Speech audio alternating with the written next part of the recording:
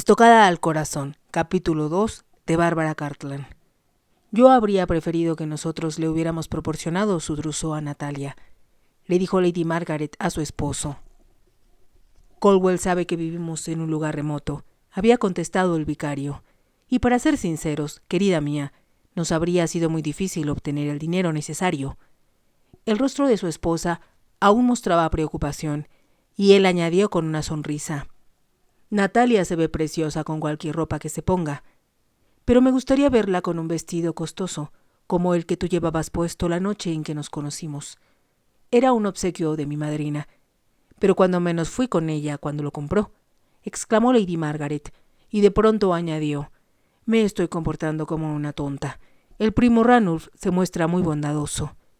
Pero esa sensación de incertidumbre, con un ligero toque de resentimiento, subsistió. Si mamá pudiera estar con nosotros, murmuró Natalia ahora, asomándose por la ventana del carruaje. Imagínate cuánto le emocionaría volver a ver el sur. El hecho de no estar presente en tu boda será una amarga desilusión para tu madre.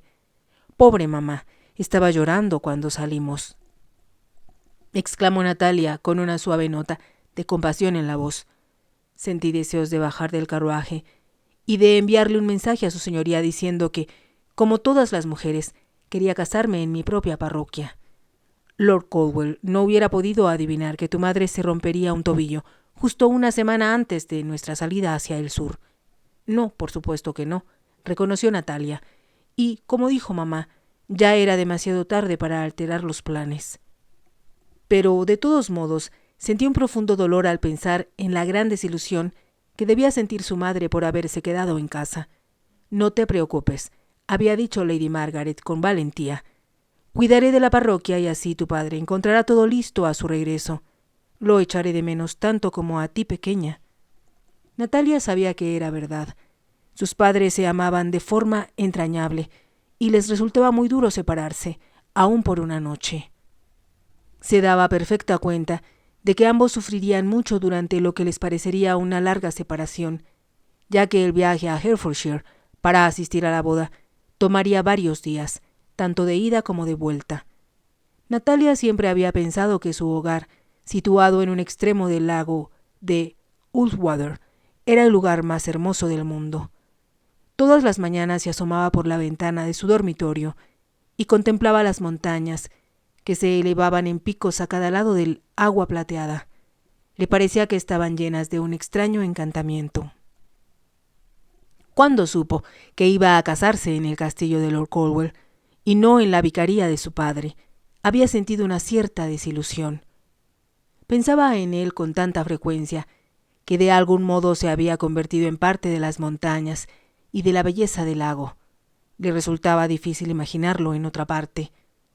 Aunque su madre le había descrito muchas veces la majestuosidad del castillo, ella siempre visualizaba a Lord Caldwell tal como lo había visto la primera vez. Había avanzado hacia ella a través de la neblina matinal que se levantaba del lago. Al mirarlo, enmarcado por las montañas que había detrás de él, le había parecido que surgía de uno de sus sueños para entrar en la realidad de su vida. Natalia, que había visitado una casita en las afueras del pueblo, volvía a su casa. La cesta que llevaba en el brazo ya estaba vacía de la sopa nutritiva y la jalea hecha en casa de su madre, que había enviado a una enferma. Frente a la vicaría, vio un carruaje muy elegante, y los 4 caballos que tiraban de él la hicieron lanzar una exclamación de asombro. Se dirigió hacia ellos y, en ese instante, un hombre que había estado de pie a la orilla del lago se dio vuelta y caminó hacia ella. A Natalia le sorprendió tanto su apariencia que se quedó inmóvil bajo un árbol, contemplándolo. Nunca en su vida había visto a un hombre tan apuesto, ni de apariencia tan impresionante. Una capa pendía de sus hombros, y una cabeza oscura estaba descubierta, pues llevaba su sombrero de copa en la mano. Lo miró con los ojos muy abiertos, pero como él estaba sumido en sus pensamientos, no pareció verla, y continuó avanzando más allá de donde ella se encontraba, en dirección de los caballos. Pensó que iba a subir a su carruaje, pero, para su sorpresa, el lacayo le abrió la puerta de la vicaría para que entrara. Sin importar quién sea, pensó Natalia, ha venido a ver a mi padre. Comprendió que si deseaba saber quién era, lo que debía hacer era dirigirse a su casa y averiguarlo. De hecho, había regresado corriendo a la vicaría. No entró por la puerta del frente, sino por la parte de atrás. Depositó su cesta vacía en la cocina y se deslizó escalera arriba para cambiarse de vestido.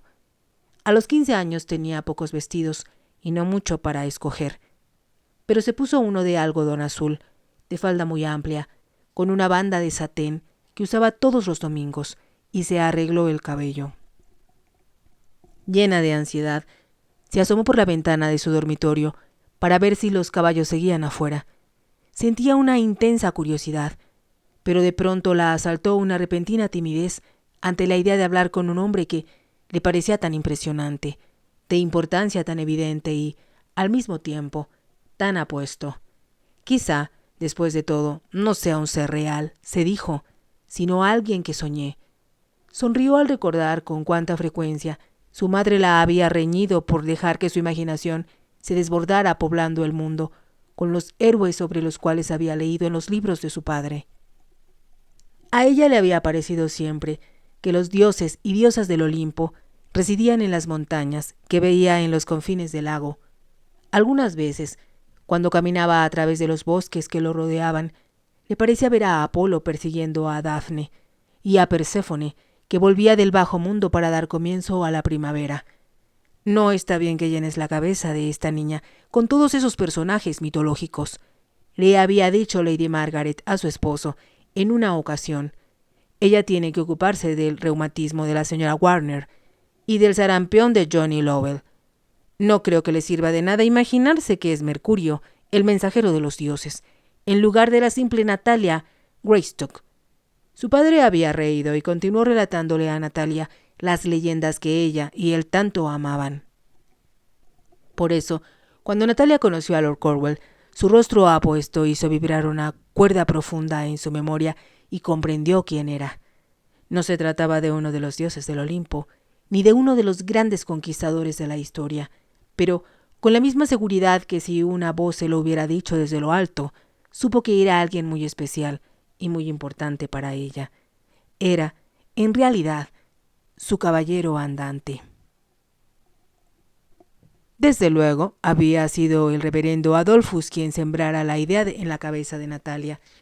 Tenía 12 años y caminaba con su padre entre los álamos que rodeaban la orilla del lago. Un fuerte viento agitaba las aguas en ondas plateadas y espesas nubes cubrían la cumbre de las montañas. Pero Natalia no veía nada de lo que sucedía a su alrededor. Se hallaba concentrada en la historia que su padre le estaba contando acerca de los cruzados. Era uno de los temas favoritos del reverendo, y como poseía toda la elocuencia de un erudito, podía lograr que sintiera la misma excitación que invadió a los nobles de Inglaterra y de otros países cristianos cuando decidieron defender Jerusalén de los infieles y reconquistar la ciudad santa. Natalia solía imaginarse a la multitud de hombres reunidos en los castillos de los grandes señores. Allí, inspirados por su fe, se comprometían a emprender el largo y peligroso viaje, dejando atrás esposas, hijos y cuanto les era familiar. Su comandante en jefe, el rey Ricardo Corazón de León, conducía al contingente británico en lo que a ellos debía parecerles una misión imposible. Los ojos de Natalia brillaban de interés y la circulación de su sangre se aceleraba cuando pensaba en el valor de esos hombres y en las hazañas que habían logrado realizar a través de los siglos. Su padre le hablaba de los caballeros que se habían refugiado primero en Rodas y después en Malta. Le describía sus luchas incesantes desde esa pequeña isla contra los piratas que infestaban el Mediterráneo y que en una época habían tenido a más de 25.000 prisioneros cristianos en Argel. Con tanta claridad como si hubiera estado presente, podía imaginar los magníficos albergues construidos en Rodas y en Malta para hospedar a los caballeros de cada país. Entonces el reverendo Adolphus había dicho con tristeza: Napoleón invadió Malta hace 16 años, dispersó a los caballeros y robó todos los tesoros que habían acumulado a través de los siglos. Oh, padre, ¿cómo es posible que hayan desaparecido para siempre? No para siempre. La orden aún existe en otros países europeos, y los ideales que ellos representaban sin duda sobrevivirán. Nunca olvides, pequeña, que el deseo de combatir las fuerzas del mal es algo que debe animarnos a todos. Natalia se quedó pensativa un momento y luego dijo: «Lo que quieres decir, papá, es que tenemos la obligación de luchar, física y mentalmente, contra lo que consideramos equivocado, ¿no? Así como por aquello que creemos justo. Con frecuencia, Natalia, pienso que somos muy afectos a aceptar condiciones equívocas, en lugar de tratar de mejorarlas. Debemos ser fuertes y valerosos, como los caballeros de la antigüedad, los cruzados y los caballeros andantes, que se dedicaban a enmendar injurias». Se detuvo y añadió con una débil sonrisa: «A menudo pienso que cuando les decimos a los niños que tienen un ángel de la guarda que los cuida, les proporcionamos una imagen equivocada». «¿Y cuál es la imagen correcta, papá?» «Creo que en lugar de un ángel, cada uno de nosotros tiene un caballero especial que lucha a nuestro favor contra el mal y contra todos los peligros que nos rodean». «Un caballero», repitió Natalia con suavidad. «Sí», continuó su padre, «un caballero con una espada en la mano. El amor no es solo una emoción sentimental y romántica, también es una espada desenvainada que debe usarse para obtener la victoria». Después de aquella charla, Natalia nunca volvió a tener miedo cuando caminaba sola por el bosque o cuando, algunas veces, debía encontrar el camino a casa a través de la espesa neblina que inesperadamente se elevaba del lago. Pensaba que su caballero de la guarda, estaba con ella, acompañándola y cuidándola. Algunas veces hasta hablaba con él, y sentía, ya que no oía, cuáles eran sus respuestas. Por esa razón, cuando la llamaron al salón de la vicaría para que conociera al alto y apuesto forastero, a quien su madre le presentó como un pariente lejano, ella lo reconoció. «Ahora entiendo por qué me parece familiar», pensó Natalia después de mirar a Lord Cornwall. Era tal como había imaginado que sería su caballero. Al levantar la vista hacia él, con los ojos muy grandes en su pequeño rostro, ella no había prestado atención a la elegancia de su ropa, ni a la blancura inmaculada de su corbata de volantes, sino a una reluciente armadura, un casco adornado con plumas y una espada desnuda en la mano. «Esta es Natalia, primo Randolph», reconoció que oía a su madre. «Tiene 15 años y es nuestra única hija. Aún así, tratamos de no mimarla demasiado». A Natalia le pareció que Lord Cornwall la miraba con una forma muy peculiar. Parecía que sus ojos quisieran llegar hasta el fondo de su corazón. Ella hizo una reverencia y entonces descubrió que le resultaba imposible mirar hacia otro lado, o siquiera bajar los ojos, como sabía que debía hacerlo. Nunca había imaginado que un hombre pudiera ser tan apuesto. «Me gustaría hablar contigo y con tu esposo a solas», dijo Lord Cornwall, dirigiéndose a Lady Margaret con cierta brusquedad. Su madre se volvió hacia Natalia. «Estoy segura, querida, que tienes algo que hacer en el estudio. Te llamaré antes que su señoría se vaya, para que puedas despedirte». Con un gran esfuerzo, Natalia logró decir: «¿Podría yo, por favor?», preguntó, dirigiéndose a Lord Cornwall, «salir a ver sus caballos». «¿Te gustan los caballos?», preguntó él. «Me encantan». «Entonces te enviaré uno». Ella lo miró con asombro. «¿Me enviará usted un caballo?», preguntó. «Uno como esos que tiene afuera». «Aún mejor». Natalia había salido de la habitación, sintiendo que la cabeza le daba vueltas, casi sin poder creer que había escuchado bien. Cuando un mes más tarde llegó el caballo, eso no hizo más que confirmar su convicción de que Lord Cornwall era el caballero enviado para cuidarla, para protegerla y proporcionarle una felicidad indescriptible. Sus padres no le dijeron, hasta 2 años después, que su futuro se había decidido esa tarde, cuando Lord Cornwall se presentara de manera tan inesperada en la vicaría. Natalia solo supo que toda su vida había cambiado. De recibir unas cuantas lecciones de la vieja señorita Grimsbourne, que vivía en el pueblo y que desde hacía muchos años se había retirado de la enseñanza, sus días comenzaron a llenarse con maestros que iban a darle clases desde lugares tan lejanos como Penrith. Había una maestra de francés que hablaba con un acento parisino que su madre consideraba muy elegante. Tuvo maestros de aritmética, de álgebra, de geometría, de geografía, de gramática inglesa y de música. La maestra de latín, que consideraba que los métodos de enseñanza del vicario eran anticuados, convirtió una enseñanza que hasta entonces, para Natalia, había sido fuente de placer en una tarea tediosa y aburrida. El vicario, sin embargo, había insistido en algo. Solo él le enseñaría historia a su hija, así como literatura universal, y esas eran las lecciones de las que Natalia disfrutaba más. Sin embargo, también trataba de aprender lo que le enseñaban los otros maestros porque, aunque no le habían dicho nada, sentía que este nuevo aprendizaje estaba relacionado con Lord Cornwall y, por encima de todo, ella deseaba complacerlo. ¿Cómo podría existir alguien más bondadoso que él? ¿A quién sino a él se le podía haber ocurrido darme un regalo como tú?, le preguntaba a su caballo. Este era un potro de 3 años que llegó a la vicaría, junto con un palafrenero para atenderlo.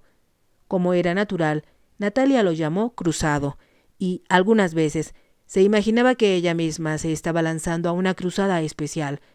Con quien estaba luchando y por qué causa no estaba del todo segura. ¿Cómo podemos pagar todas estas cosas, mamá?, le preguntó en una ocasión a su madre, y le sorprendió. Se sorprendió porque Lady Margaret no le contestó de inmediato. «Alguien nos está ayudando, a tu padre y a mí», respondió por fin, de forma algo evasiva. Natalia no dijo más.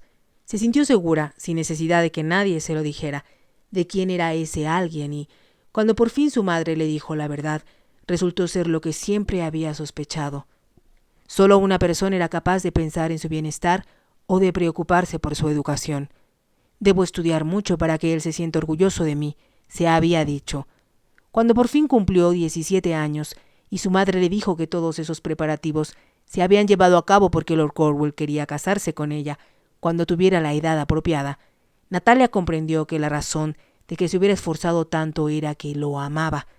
Lo amaba porque, desde el primer momento en que lo vio, se sintió segura de que él era el caballero que había estado en sus pensamientos y en sus sueños por más de 3 años. Lo amaba porque él pensaba en ella, porque se había molestado en planear su educación y, sobre todo, porque le había regalado a Cruzado. «Desde luego, querida», había dicho su madre cuando le explicó que Lord Cornwall quería casarse con ella. «Es posible que cuando vuelvas a ver a su señoría descubras que no te simpatiza. En ese caso, tu padre y yo tendríamos que explicarle que, a pesar de todo lo que ha hecho, no es posible que ustedes se casen». Natalia no contestó. Su corazón palpitaba con tal fuerza que le era imposible hablar. «A menos que tú no estuvieras de acuerdo», continuó su madre al ver que ella no decía nada. «Debo confesarte que es el tipo de matrimonio que yo siempre deseé para ti. Sería maravilloso saber que estás viviendo en la casa que siempre amé tanto y que, de niña al menos, me parecía el lugar más maravilloso de la tierra». «Tú me has hablado con frecuencia del castillo, mamá», logró decir Natalia. «Es magnífico, un castillo de ensueño», declaró Lady Margaret. «Desde luego, la madre del primo Ranulph ya había muerto cuando yo iba allí, pero una tía suya, Lady Blestow, viuda ya, actuaba como anfitriona cuando había visitantes. Teníamos fiestas muy alegres en el verano y en Navidad». «Sí, ya me has contado eso muchas veces, mamá», observó Natalia. «Jamás me imaginé, en aquellos días, que una hija mía llegaría a vivir en el castillo. Pero a pesar de todo, Natalia, papá y yo lo hemos discutido muchas veces y no te obligaríamos a hacer nada que no quisieras hacer. Pero yo deseo casarme con Lord Cornwall», respondió Natalia, como si las palabras volaran hasta sus labios, desde las profundidades de su corazón. «Yo esperaba que él volviera a visitarnos», continuó Lady Margaret, «pero tal vez sea mejor que espere hasta que crezcas. Entonces verá lo mucho que has cambiado desde que te conoció, y sé que le interesará descubrir lo talentosa que eres». Ella se echó a reír. «¿Cuándo podré casarme, mamá?». Había una nota de impaciencia en la voz de Natalia, y su madre vio que sus ojos brillaban con intensidad. «No lo sé con exactitud, hija», contestó. «Le escribo a su señoría cada mes, informándole sobre tus progresos. Recuerdo que cuando estuvo aquí, habló de esperar hasta que tuvieras 18 años. Eso significará otro año, cuando menos, y puedo asegurarte que ni tu padre ni yo tenemos ninguna prisa por perderte». «No, por supuesto que no, mamá», respondió Natalia. como si supiera que era eso lo que le esperaba que dijera. Pero si solo dispongo de 1 año antes de casarme, debo darme prisa. Todavía hay tanto por aprender, tanto que leer. Lady Margaret le dirigió una sonrisa cariñosa.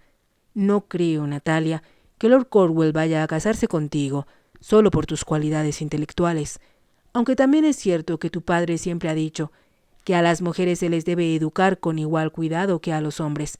Con frecuencia, yo lamento no entender muchas de las cosas que me dice. Natalia se había inclinado para besar la mejilla de su madre. Papá piensa que tú eres perfecta, mamá, repuso con afecto, y yo espero que su señoría me considere de su gusto. Estoy segura de que así será, querida, dijo Lady Margaret, casi como si quisiera convencerse a sí misma, más que a su hija. Debido a que estaba tan ansiosa por mostrarse bien informada cuando conversara con Lord Cornwall, Natalia convenció a su padre de que se suscribiera a 2 periódicos, el Morning Post y el Times. Nunca tendré tiempo para leer 2 periódicos, Natalia, protestó el reverendo Adolphus. Pero yo sí lo tengo, y debo estar siempre al día, papá, sobre lo que está sucediendo en el mundo. Estamos tan aislados como si viviéramos en una isla, en medio del mar. Si te ha gustado, te invito a que te suscribas, a que me regales un me gusta y actives la campanita para poder seguir escuchando esta historia. Gracias.